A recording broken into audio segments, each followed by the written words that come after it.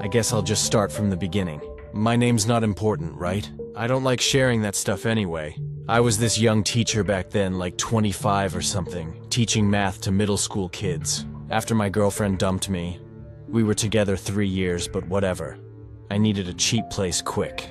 Found this old walk-up apartment in the city, nothing fancy, just 4 floors, creaky stairs, and rent I could afford on my salary. The walls were thin, and sometimes you'd hear the neighbor's TV or their dog barking late. Normal stuff, you know? I moved in with a few boxes, my old couch, and that's it. First night I burned some toast because I was unpacking and forgot about it. Kitchen smelled like smoke for hours. Things were okay at first. I'd get home from school, grade papers, watch some shows. But after a week or two, I started noticing the guy below me. Or, I thought it was a guy. His door was right under mine on the 2nd floor. He'd keep these weird hours. Like at 3 a.m., I'd hear faint singing coming up through the floor. Not loud, just this soft humming, kinda like an old song but muffled. I'd roll over in bed thinking maybe he's insomnia or something. Then, doors opening. His front door, I guess. But no footsteps after. Just the click of the latch, then nothing. And this smell, like burned citrus, you know? Oranges on a grill or whatever. It'd drift up the vents sometimes, especially at night when I'd crack a window because my radiator got too hot. Weeks went by like that. I'd tell myself it's just city living, people are odd. But then I saw these small scratches on my doorframe, always 3 vertical lines, precise, like someone dragged a key or nail. Not deep, but fresh. I ran my finger over them one morning heading to work. Huh, I thought. Maybe the building's settling. That's what the manager said when I asked. Old guy named Frank, smokes too much, always in his office watching baseball. Building shift, kid. Don't worry. He shrugged, didn't even look up from his paper. I nodded, felt dumb for asking, but they kept showing up every few days, new ones over the old. I'd paint over them with some white I had left over, but yeah, they'd come back. I started feeling jumpy, like I'd double-check the lock before bed. One night, I invited my buddy Mike over.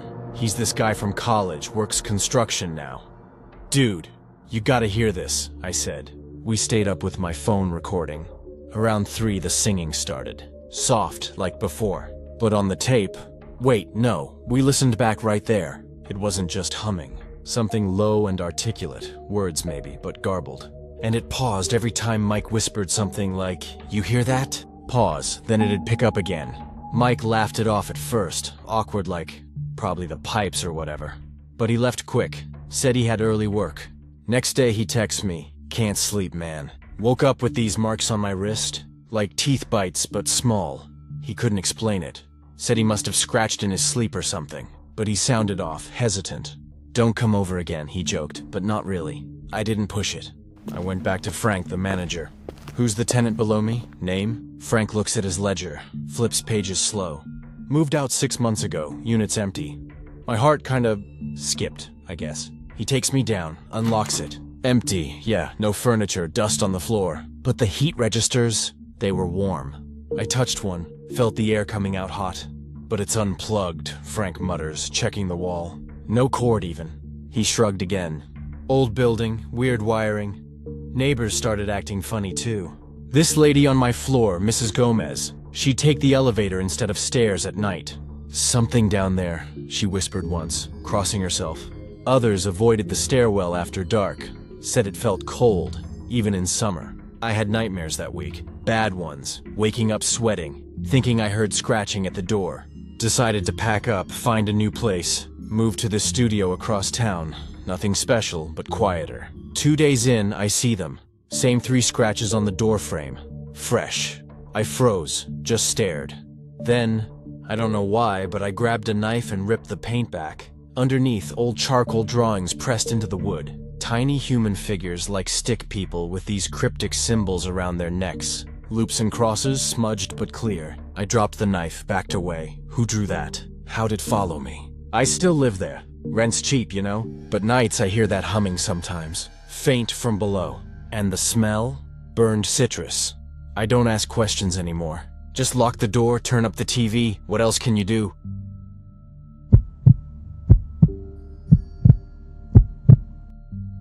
My name is Kendra and... Okay, so this happened about 2 years ago. I still work nights at the hospital, but I can't look at room 314 the same way anymore. I keep telling myself it was just a weird coincidence, but the more I think about it, I've been a night nurse for like 6 years now. You see all kinds of stuff working nights. People die, people get better, families cry in the hallways. But this was different. I remember because my neighbor's dog kept barking that week, and I was already on edge from lack of sleep. So we have this long-term care wing, right? Patients who've been there for months, some for years. Brain injuries, comas, that kind of thing. Most of them just exist. They breathe, they eat through tubes, but they don't really respond to much. There was this volunteer who came in twice a week. Harold something. Nice old guy. Always wore the same brown sweater that smelled like mothballs. He'd read to the patients. Books, newspapers, whatever. The families loved him. Administration loved him too, because volunteers make the hospital look good. But I started noticing things. It was maybe 3 weeks into October when I first saw the marks. Mrs. Chen in 314 had these tiny scratches on her left forearm, like someone had been counting with their fingernail. 1, 2, 3, 4, 5 little lines, parallel and neat. I asked the day shift about it. Sarah just shrugged and said maybe she did it to herself, but Mrs. Chen barely moves. Her hands just lay there most of the time. Then Mr. Rodriguez in 318 had the same marks. Same arm, same neat little lines, 5 of them. I was drinking way too much coffee those nights, staying alert, watching. And every time Harold visited those rooms, the next morning, new marks. Always 5. Always the same spot. The weird part? The patients would stare at him during his visits. Not at his face. Just through him. Like they were looking at something behind him that I couldn't see. Their eyes would track left to right while he read, but Harold would be sitting completely still. I tried to bring it up to Dr. Martinez during morning rounds, but he was always rushing. Plus, Harold was there that morning, chatting with the staff about some book club. Everyone seemed to love the guy, so I went to security, asked to see the camera footage from those rooms. They gave me this whole speech about patient privacy, HIPAA violations, blah blah. But Tommy from night security, he's cool. He let me look at some old clips after his boss left. The footage was grainy, but you could see Harold leaning over the patients. His mouth was moving, but he wasn't reading from any book. His hand would trace shapes in the air above their chests. Circles, maybe? Or spirals. Hard to tell. I confronted Harold the next Tuesday. He was leaving Mrs. Chen's room, and I just asked him about it. About the marks. He smiled at me. This really wide smile that didn't reach his eyes. People like to be counted, Kendra. I never told him my name. I filed a complaint the next day. Told the nursing supervisor everything. She said she'd look into it, but I could tell she thought I was being paranoid. That night the power went out for maybe 10 minutes. Emergency generators kicked in, but the computers were all wonky after that. When I checked the patient files the next morning, all the affected patients had the same facility code in their records. A code I'd never seen before. But here's the thing that still makes my hands shake. Mr. Rodriguez, who hasn't spoken in 2 years, had written in his own chart. His handwriting was all shaky, but you could read it. A list of dates. 1847, 1923, 1956, 1978, 2001. I looked them up later. Cholera outbreaks. All of them. Dates when thousands of people died. Mr. Rodriguez was born in 1985. Harold stopped coming after that. The administration said he'd moved to another city, but sometimes on really quiet nights when I'm walking past those rooms, I swear I can hear someone counting. 1, 2, 3, 4, 5. I put in for day shifts last month. Still waiting to hear back.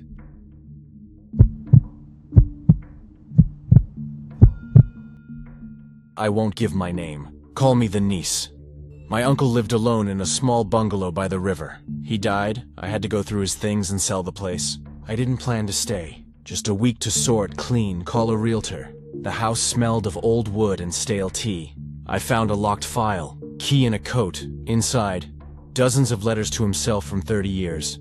Apologies, maps, lists of names and dates. Between photos were receipts for candles. Strange amounts. Sometimes a single candle. Sometimes boxes. For years, the diary said, "It wakes when the tide smells like metal."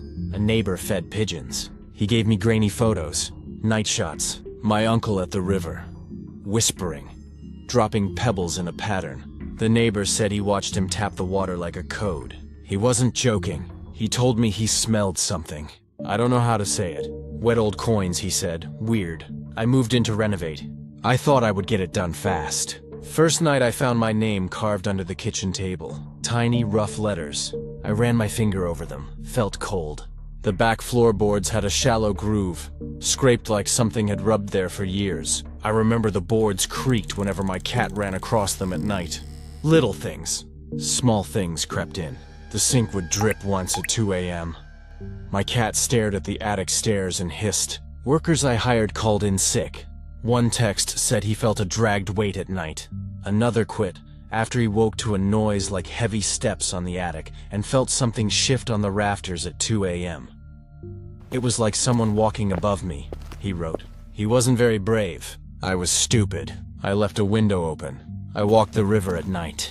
I told myself it was grief. The letters were apologetic, but the maps had spots circled along the bank, dates next to them. My name on a page years before I arrived. I laughed then.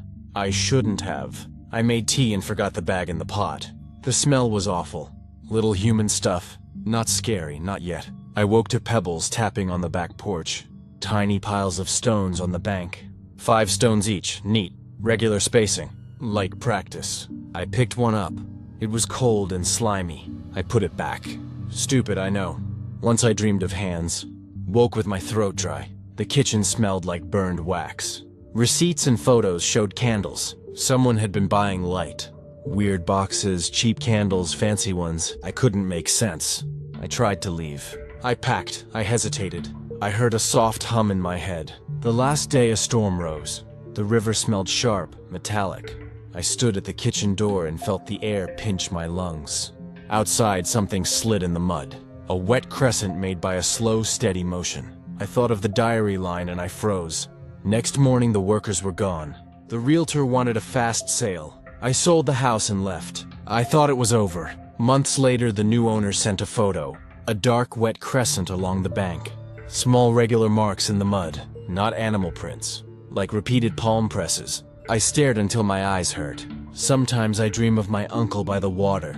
Whispering, dropping pebbles in a steady beat. The diary line sits like a stone in my chest. It wakes when the tide smells like metal. I don't know what it means. Maybe nothing. Maybe everything. I should have burned the letters. I kept one. It said sorry and told him not to let it find him. At 2 a.m. weeks later, I heard a soft knock on my apartment window. I didn't open it. The pigeon man warned me, more than once, to avoid the bank at tide change. He said, "It's older than us." I nodded, did nothing. I know that sounds dumb, but I left. And I look at that photo, those marks like hands, like someone practicing the same press again and again. Right now.